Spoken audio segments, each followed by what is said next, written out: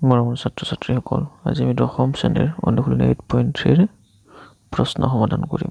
যদি sec 4a = cosec a - 20 degree হয়, য'ত 4a সূক্ষ্ম কোণ, তেন্তে এৰ মান উলিওৱা। আহা আমি সমাধান কৰোঁ। সলিউশন দিয়া আছে, প্ৰশ্নত আমাক দিয়া আছে। কি দিয়া আছে? sec 4a = cosec a - 20 degree, য'ত 4a সূক্ষ্ম কোণ বুলি আমাক দিয়া আছে, অৰ্থাৎ 4a টো 90 ডিগ্ৰীতকৈ সৰু কোণ। এই 4a কোণটো 90 ডিগ্ৰীতকৈ সৰু কোণ, অৰ্থাৎ <90 degree.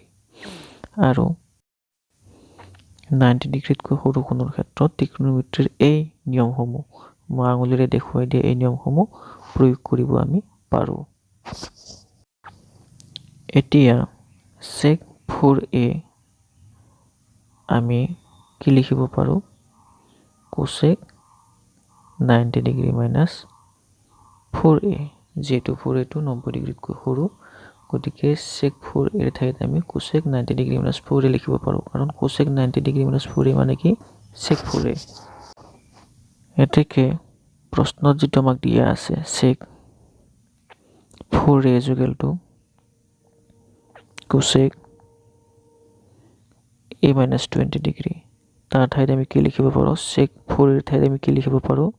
cosec 90 degree - 4a = cosec a - 20 degree. এতিয়া তোমালোকে চোৱা, এটাত পালো আমি cosec 90 ডিগ্ৰী - 4a আৰু এটাত পালো আমি cosec a - 20 ডিগ্ৰী। গতিকে 90 ডিগ্ৰী - 4a = আমি কিমান পাম? a - 20 degree. এতিয়া আমি এইখিনি সমাধান কৰিলে এৰ মান পাই যাম। -4a - a = -20 degree - 90 degree. গতিকে -5a = -20 ডিগ্ৰী আৰু -90 ডিগ্ৰী লগ লাগি কিমান হ'ব? 110 ডিগ্ৰী, -110 ডিগ্ৰী। গতিকে দুয়োফালে মাইনাছ উঠাই দিলে কিমান হ'ল আমাৰ? এতিয়া a = কিমান হ'ব? 110/5 ডিগ্ৰী। গতিকে কটাকটি গৈ কিমান থাকিব? 5ৰে 2 বাৰ গ'ল 10 হ'ল, আৰু 10 থাকিল, আকৌ 2 বাৰ যাব। এতেকে আমি a = 22 ডিগ্ৰী পালোঁ। এতেকে নিৰ্ণয় এৰ মান হ'ব